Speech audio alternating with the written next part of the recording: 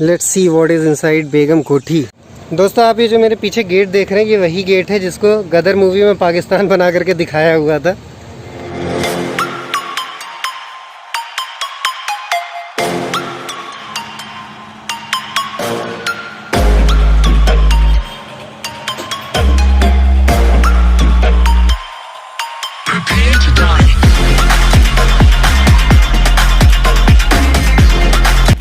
तो दोस्तों हम लोग पहुंच गए हैं रेजिडेंसी के गेट पे। यहाँ पे हम लोगों ने बाइक और स्कूटी पार्क कर दी है। तो जैसा कि कोरोना चल रहा है तो ज़्यादा लोग आते नहीं हैं। वैसे स्टैंड अंदर है लेकिन स्टैंड का गेट बंद ही रहता है।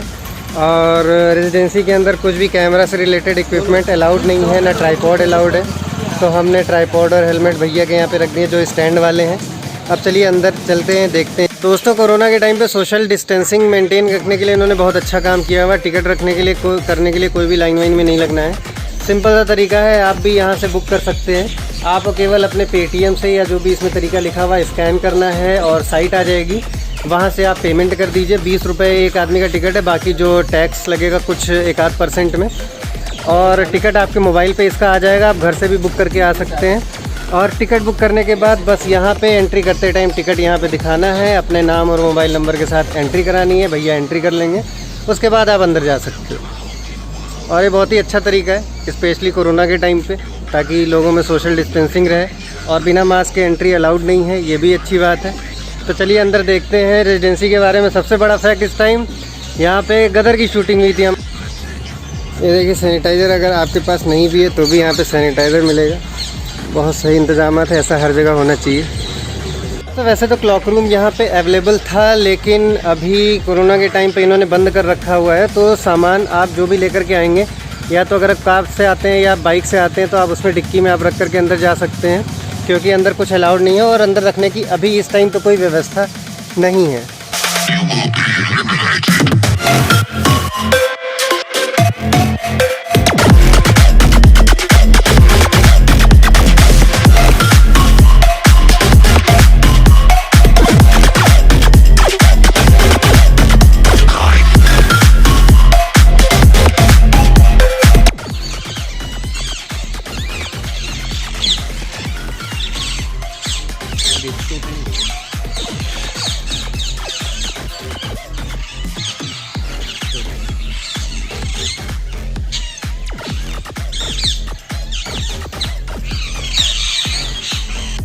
दोस्तों वैसे सुबह के टाइम पे पूरी रेजिडेंसी तो खाली चल रही है, तो मास्क इन दोनों भाइयों ने उतार दिया। चलिए मैं भी उतार देता हूँ। बोला आया था तुमसे लगा रहे हैं। दोस्तों रेजिडेंसी को नवाब सादत अली खान ने 1775 में बनवाया था, अंग्रेज़ों की फैमिलीज़ को यहाँ पे रहने का स्थान देने के लिए लखनऊ में। और उसी समय उन्होंने जो अपनी राजधानी है फैज़ाबाद से लखनऊ शिफ्ट करी थी। फैज़ाबाद मतलब जिसे अयोध्या के नाम से भी जानते हैं। और दोस्तों रेजिडेंसी मेनली जो फेमस है वो है 1857 की लड़ाई की वजह से, जो हमारा प्रथम स्वाधीनता संग्राम हुआ था। और स्वाधीनता संग्राम से रिलेटेड एक और फैक्ट जो शायद आपको ना पता हो, 1857 की लड़ाई को प्रथम स्वाधीनता संग्राम के नाम से जो रिकॉग्नाइज़ करवाया था वो वीर सावरकर जी ने करवाया था, क्योंकि जब तक उन्होंने अपनी बुक पब्लिश नहीं करी थी किसी ने इसे प्रथम स्वाधीनता संग्राम के नाम से रिकॉग्नाइज़ तक नहीं किया था। दोस्तों ये है बैंक्वेटिंग हॉल रेजिडेंसी में। जब लास्ट टाइम मैं आया था तो ये इतना प्रोटेक्टेड नहीं था, लगता है यहाँ फव्वारा चालू कर दिया है। और अंग्रेज़ फैमिलीज इसका यूज़ करते थे छोटे मोटे फंक्शंस या शादी या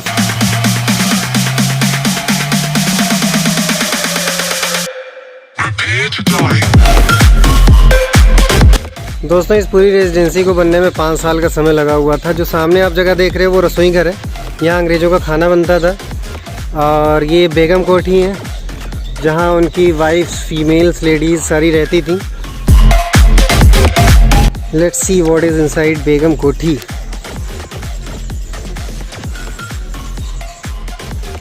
दोस्तों अब तो खंडहर बचे हैं, आप किसी भी कोठी के अंदर चले जाएं, एक ही टाइप की डिज़ाइनें दिखेंगी और दीवारों पे आपको गोलियों और तोप के गोलों के निशान ही दिखेंगे।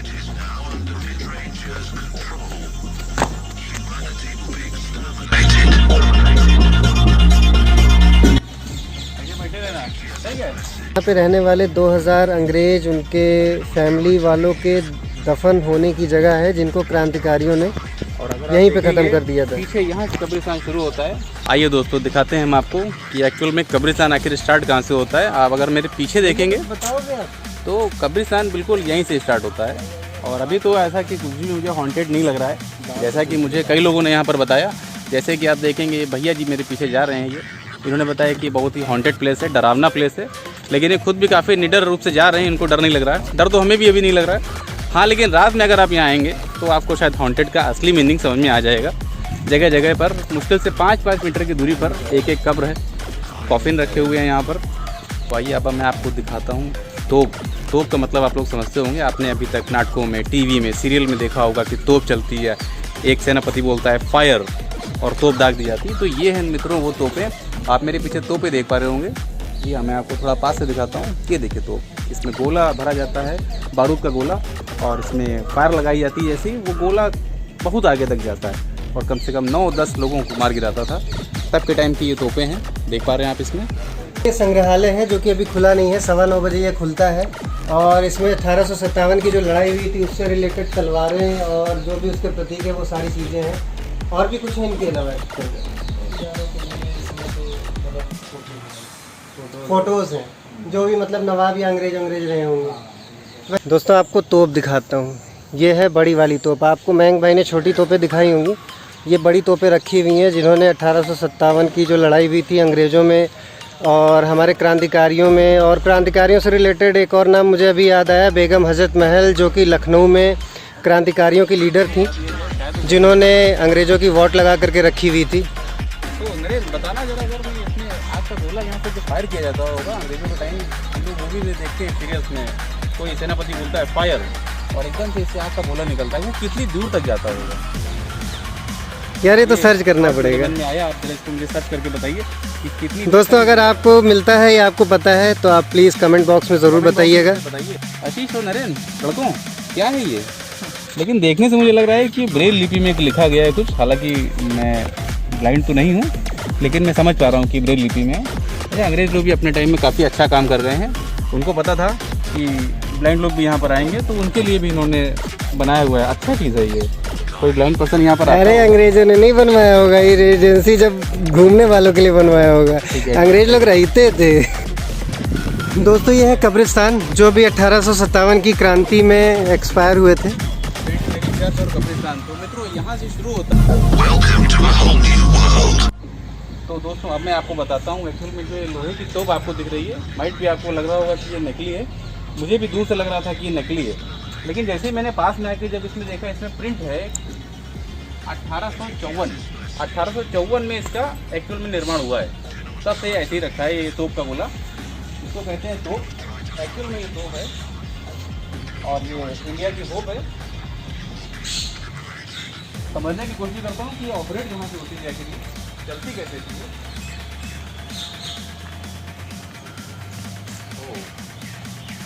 तो मित्रों मैं समझ चुका हूँ इसको। इसमें आग का गोला डाला जाता है आगे से ही, यहाँ से आग का गोला ऐसे इसमें एंटर किया जाता है।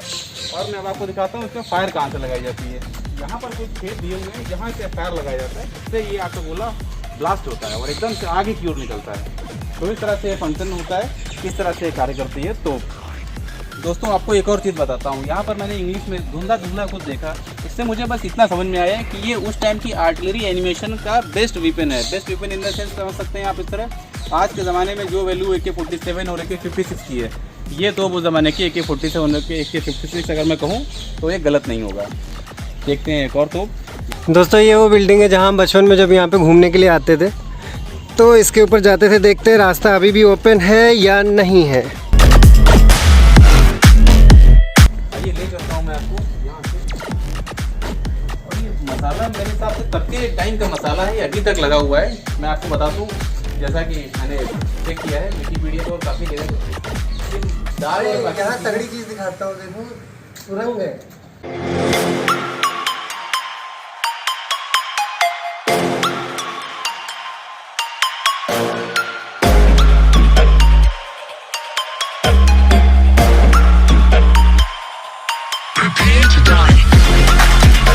तो दोस्तों रेजिडेंसी को जब से संरक्षण मिला है भारत सरकार का, उससे पहले इन लोगों का संरक्षण मिला था। अंकिता लव अजीत, ये क्या लिखा काफी है? नाम लिखे हैं यहाँ पर। आसिफ एंड नगमा। और ये वो अधूरे प्यार की निशानियाँ हैं जो इस लकड़ी की चौखट में दम तोड़ गई।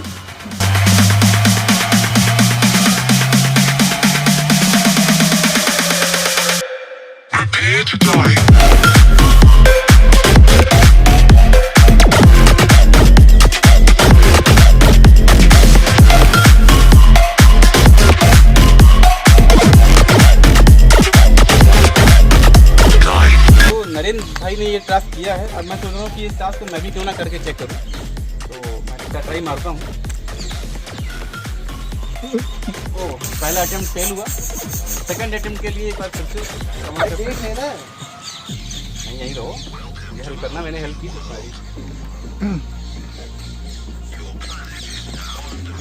और ये सेकंड अटेम्प्ट भी फेल होता हुआ। एक्चुअली नरेंद्र भाई ने इसको कैसे दोस्तों ये उन जगहों में से एक है जहाँ हम लोग का बचपन गुजरा है। और ये जितना आप देख रहे हैं हम लोग बंदरों की तरह चढ़ते थे और कूदते फांदते रहते थे, लेकिन अब ना वो स्टैमिना ना है ना कुछ रहा। अब इतना सा चढ़ने में जो है मिट्टी पलीद हुई जा रही है। लेकिन फाइनली बस सबसे मुश्किल यही है, चढ़ तो गए, मुड़ो।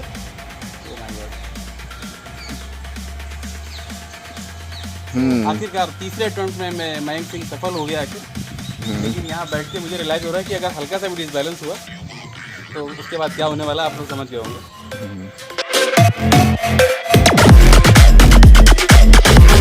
भाई गोले और गोलियों के निशान दिखाने के लिए खतरा मोल लेकर के ऊपर चढ़े हुए हैं। काफ़ी पास से मैंने देखा तो मुझे लगा कि ये एक्चुअल में ये गोलियों की निशानी है मित्रों। ये जो दिख रहे हैं आपको छोटे छोटे डॉट्स, ये कोई समय की मार झेले हुए इमारत के टुकड़े नहीं है छोटे से, ये एक्चुअल में गोली के निशान है जमीन पर। हेलो दोस्तों, जो कि इस समय 9:34 हुई हैं और 1 अक्टूबर है। हम लोग रेजिडेंसी में हैं और रेजिडेंसी जो कि 33 एकड़ में पूरा फैला हुआ है और काफ़ी इस समय धूप हो गई, जो कि अब भाई लोग जो हैं हमारे दोस्त मयंक और नरेंद्र इस समय सीटों पर बैठे हुए हैं। एक्चुअल में काफ़ी थक गए हम लोग। सुबह आई थिंक 6 बजे आए थे हम लोग। काफ़ी एक्सप्लोर किया है यहाँ पर, कई जगह की लोकेशन को हमने इसमें देखा है, काफ़ी अच्छी तरह से इसमें सजाने का प्रयास किया है। तो लास्ट रिक्वेस्ट है आप सभी लोगों से, इनके चैनल को देखिए, सपोर्ट करिए और प्लीज़ सब्सक्राइब करिए और लाइक का बटन ज़रूर दबाइए। Thank you so much. जो कि नरेंद्र जी, आप क्या कहना चाहेंगे इस चैनल के owner? Guys thank you so much for your time. अगर आपको वीडियो सही लगती है, अच्छी लगती है तो आप लाइक ज़रूर करिएगा। हम आपके लिए ऐसी वीडियो लाते रहेंगे और सोशल मीडिया से रिलेटेड जो मैं सीरीज़ स्टार्ट कर रहा हूँ आप ज़रूर देखिएगा। Thank you so much for your time. Take care और सब्सक्राइब करना चैनल को मत भूलिएगा आप लोग।